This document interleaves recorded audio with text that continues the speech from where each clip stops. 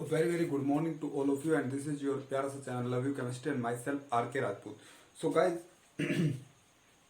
आज हम एक ऐसा टॉपिक करने वाले हैं जो नेट गेट और आईआईटी जैम हो या कोई भी एग्जाम हो, केमिस्ट्री का कोई भी एग्जाम हो, सब में बहुत ज्यादा इंपॉर्टेंट होता है. तो आज हम करने जा रहे हैं केमिकल काइनेटिक्स में SSA, that is steady state approximation.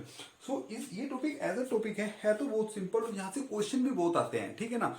और लेकिन ये सिंपल उनके लिए है जो इसे अच्छे से समझते हैं, ठीक है ना, जिनके समझने का तरीका अच्छा है, जो इसे लगाने का तरीका जिनका अच्छा है, ठीक है ना, उनके लिए काफी सिंपल है.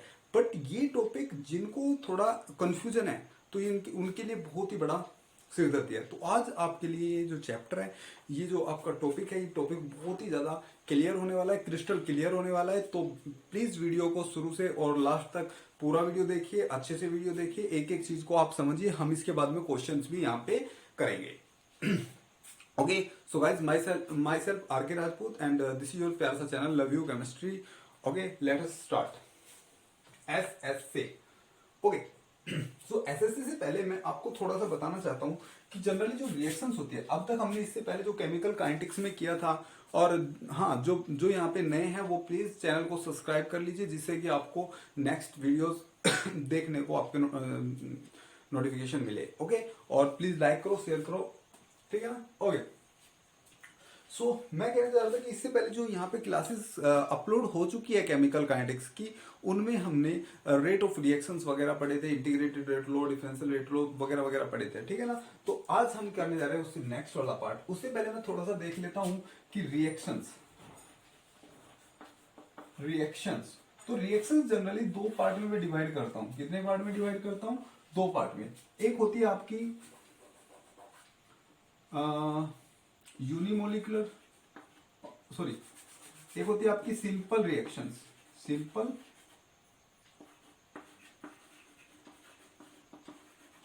रिएक्शंस, और दूसरी होती है आपकी कॉम्प्लेक्स रिएक्शंस, कॉम्प्लेक्स रिएक्शंस.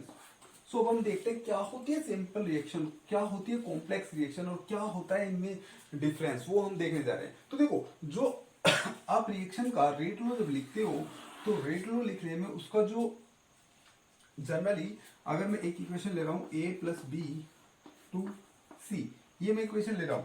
अगर मुझे इसमें मोलिकुलरिटी देखनी है इस रिएक्शन की, तो इसकी मोलिकुलरिटी कितनी हो जाएगी? 1 प्लस 1 2 हो जाएगी. लेकिन अगर मैं in case of complex reaction देखूं, 2a plus B is equal to 40, अगर मैं ये रिएक्शन देखूं, ये मान ले कोई कॉम्प्लेक्स रिएक्शन है, इसमें मैं मोलिकुलरिटी देखूं, तो यहाँ पे जो मोलिकुलरिटी होगी वो इनका सम नहीं होगा. और दूसरी बात अगर मैं करूं, मुझे अगर रेट डिटरमाइन करना हो, क्या डिटरमाइन करना हो? रेट डिटरमाइन करना हो with the help of rate law, with the help of rate law, तो मैं यहां से डिटरमाइन कर सकता हूं. बहुत ही सिंपल है. लेकिन इन case of this reaction I can't determine with the help of this single reaction, I can't determine with the help of this single reaction. So what is the simple reactions or what is the complex reaction? So simple reactions are those reactions which completed in one step only, means ये एक ही step में single step reaction होती है, single step reactions होती है,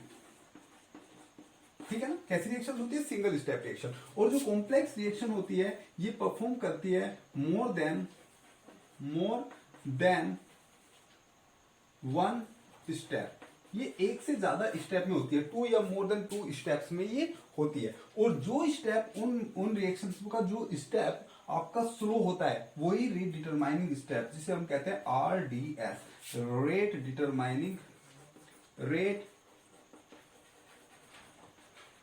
determining step. तो उसमें जो स्लो स्टेप होता है, वो ही रेट डिटरमाइनिंग स्टेप होता है. और जो स्टेप उसमें फास्ट होगा वो RDS नहीं होगा, वो रेट डिटरमाइनिंग स्टेप नहीं होगा. अगर मैं कहूं कि ये रिएक्शन ऐसे हुई है कि a plus 2a plus b gives c, let's say this is b gives c, and c plus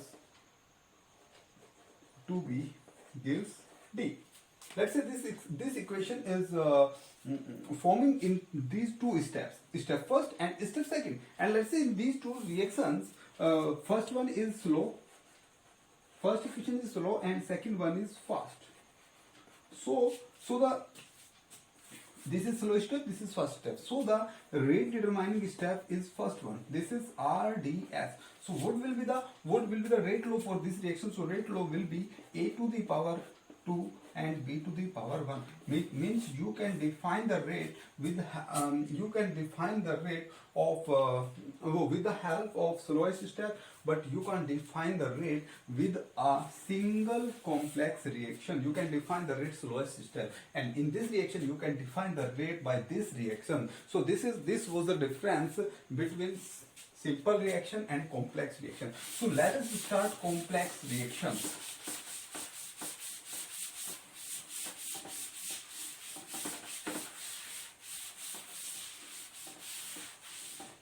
Let us start complex reactions.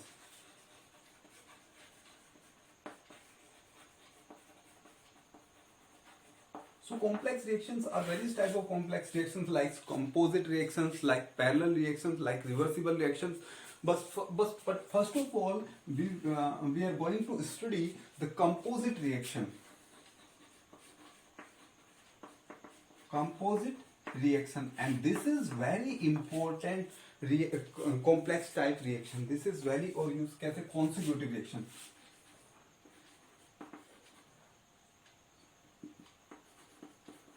Consecutive reaction, ठीक है ना? Consecutive reaction is most important, not composite, consecutive. Consecutive reaction is most important complex reaction type. So what is this? What is the consecutive reaction? So the consecutive reactions are those reactions which happens or we can say, or which forms the product with the via an intermediate state. Means जब इन reaction में जो product form होता है reactant से, उन दोनों के बीच में एक इंटरमीडिएट फॉर्म होता है. मींस एक इंटरमीडिएट स्टेप आता है. जैसे कि आप SN1 SN2 रिएक्शन पढ़ते हो ना, SN1 और SN2, इसे आप कहते हो unimolecular substitution reaction, bimolecular substitution reaction. आप कहते हो कि एक 2 स्टेप में होती है, एक 2 स्टेप में होती है, एक सिंगल स्टेप में होती है, एक में इंटरमीडिएट बनता है, एक में ट्रांजिशन स्टेट. यहाँ पे आपका इंटरमीडिएट बीच में बनता है, ठीक है. वो वैसे आप ऑर्गेनिक में देखोगे, ठीक है, वो भी इसी से. ओके, तो intermediate, what is intermediate? Means क्या होता है, अगर आप कोई रिएक्शन परफॉर्म कर रहे हो, अगर मैं इधर रिएक्शन का रेट लूं और इधर मैं रिएक्शन कोऑर्डिनेट लूं, इधर क्या लूं मैं? रिएक्शन कोऑर्डिनेट लूं. तो अगर रिएक्शन इस टाइप से जा रही है, इस टाइप से रिएक्शन जा रही है, मीन्स यहाँ पे आपको थोड़ा सा स्टेबिलिटी फॉर्म हो रहा है. मीन्स यहाँ पे कुछ थोड़ी देर के लिए आपको दिख रहा है ना, यहाँ पे कुछ थोड़ी देर के लिए बन रहा है, थोड़े टाइम के लिए, क्षणिक टाइम के लिए बन रहा है, और फिर वो फिर से प्रोडक्ट में कन्वर्ट हो जा रहा है. So this state is called intermediate. This is called intermediate state. So I think now you got it, this is intermediate. So okay, in consecutive reaction में क्या होता है, जब आप रिएक्टेंट से प्रोडक्ट बनाते हो तो बीच में एक इंटरमीडिएट स्टेट आती है. क्या आती है? एक इंटरमीडिएट स्टेट आती है. अब कहाँ इंपोर्टेंस है इसकी? ऑर्गेनिक में बहुत जगह इंपोर्टेंट है, ठीक है ना. आपका न्यूक्लियर केमिस्ट्री में इंपोर्टेंट है. तो बहुत ज्यादा इंपोर्टेंस है इन रिएक्शन की. मोस्टली हम इन्हीं रिएक्शंस को पढ़ते हैं, ठीक है ना. अराउंड 60 to 70% हम यही रिएक्शन पढ़ते हैं अपना केमिस्ट्री में. So this is very important reaction. Got it? Okay. So now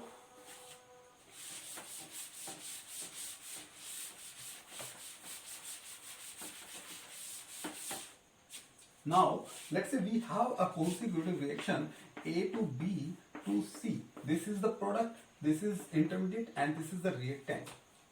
Got it? Now in case of these reactions, let's say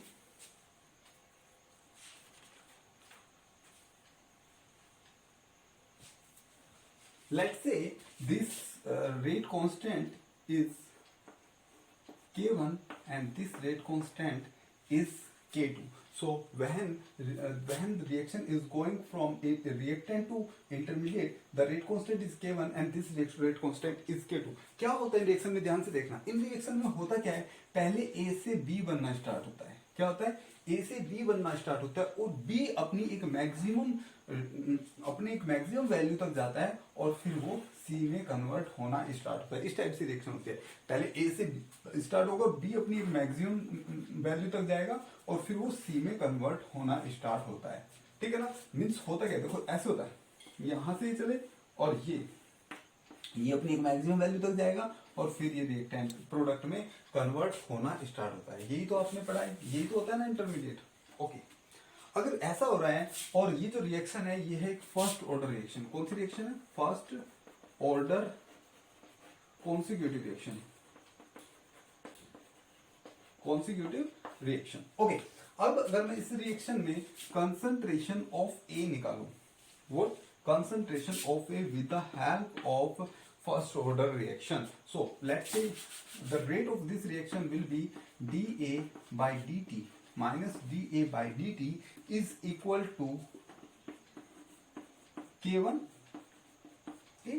dA by dt is equal to K1 A and इसके बाद में क्या होगा? dA by A is equal to K1 dt और जब हम इसका integration करेंगे तो हमें फर्स्ट ऑर्डर रिएक्शन जो हम पहले पढ़ चुके हैं, मैं यहाँ पे आपको करके दिखाऊंगा। क्या आएगा?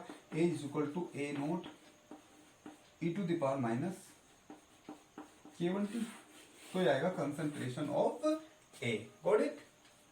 ये तो आएगा ना इक्वेशन फर्स्ट ऑर्डर के लिए। मैं यहाँ पे लिख लेता हूँ। फर्स्ट ऑर्डर के लिए जो इक्वेशन आएगा ए कंसंट्रेशन में फॉर्म में, वो आएगा ए naught, let's say A naught is the initial concentration e to the power minus K1T। ये आता है फर्स्ट ऑर्डर रिएक्शन के लिए। यहीं पे अगर मैं बी के लिए निकालू, बी के लिए वैसे हम जब एक अलग से क्लास लेंगे कॉन्जुगेटिव रिएक्शन के लिए, आज अब तो ये क्लास एसएसए के लिए हम ले रहे हैं, जब कॉन्जुगेटिव रिएक्शन के लिए लेंगे तो हम इसे ड्राइव भी करके दिखाएंगे। अभी आप लोग नेट का एग्जाम पास में तो आप इसे बस याद कर सकते हैं। तो बी की जो वैल्यू होती है वो होती है K1 A naught upon K2 minus K1 e to the power minus K1T minus e to the power minus K2T। Got it? e to the power minus K1T e to the power minus K2। Okay, और यहीं पे अगर मैं C की concentration की बात करूँ, ये B का कंसंट्रेशन है इंटरमीडिएट का, अगर मैं C का कंसंट्रेशन की बात करूँ तो C का कंसंट्रेशन होता है A naught minus A naught, ये वाला, ठीक है ना, minus A naught upon K2 minus K1 into K2 e to the power minus K1T minus K1 e to the power minus K2T। देखो कुछ नहीं करना, यहाँ पे ए नोट में से घटा देना है और ए नोट में जब माइनस करोगे तो जो यहाँ पे K1 है वो यहाँ से हटेगा, यहाँ पे K2 आ जाएगा, यहाँ पे K1 आ जाएगा। ये हो जाएगा आपका कंसंट्रेशन ऑफ या और rate equation for product, this is for intermediate and this is for reactant. Got it? और यहीं पे कभी कभी वो ये भी पूछ लेता है कि जब B जो इंटरमीडिएट है जब वो मैक्सिमम पे जाता है, B जब मैक्सिमम पे जाता है तो B मैक्स की जो वैल्यू होती है वो कितनी होती है, मीन्स आपका जो B मैक्स होता है वो कितना होता है। तो उसके लिए मुझे पहले T मैक्स निकालना होता है, मीन्स जो टाइम होता है, टाइम मैक्सिमम टाइम कितना लगा B A से B को बनने में, तो वो हम देख रहे हैं। वो जो होता है वो होता है ln K1 upon K2 upon K1 minus K2, ln K1 upon K2 upon K1 minus K2, और you can write ln K1 minus ln K2 upon K1 minus K2। Got it? So this is your T max. Okay, जब इस T max को आप B की value में रखोगे, B का जो मैंने पीछे वैल्यू लिखा था, तो आपका जो B मैक्स आएगा वो क्या आएगा? वो आएगा आपका ए नोट K2 बाई K1। क्या हुआ? A naught K2 by K1 to the power K2 upon K1 minus K2। तो ये आपका वैल्यू होगा। ये वैल्यूज आप देख लेना, एक बार याद कर लेना, नहीं करोगे, ठीक है ना। तो हमें तो बस यहाँ से एसएस से अपना एसएस से स्टार्ट करना है, ठीक है ना। तो एसएस से हम देखेंगे अभी। Got it? ठीक है जी। तो ये होगा आपका T max, means maximum time कितना लगा आपको बी बनने, और ये होगा आपका बी मैक्स, मीन्स किस उस मैक्सिमम वैल्यू पे कितना उसका अमाउंट था वो मुझे देखना है।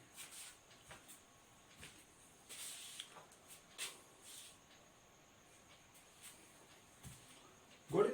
सो अब हम स्टार्ट करते हैं एसएस से। यहाँ तक आपको complex reaction composite reaction, I think आपको जो कॉन्सिक्यूटिव रिएक्शन था वो आपको समझ में आया होगा। अब हम स्टार्ट करते हैं एस से। देखिए वीडियो आई थिंक बड़ा बना, तो हम एक काम करते हैं, नेक्स्ट क्लास में स्टार्ट करते हैं एस से। सो गाइस, अगर आपको एस से करना है तो इस क्लास को एक बार अच्छे से देखिए, फिर आप एस पे आना। नेक्स्ट क्लास में हम एस करते हैं, और एस की क्लास बहुत ज्यादा इंपॉर्टेंट होने वाली है, तो please don't escape that. Okay, bye bye.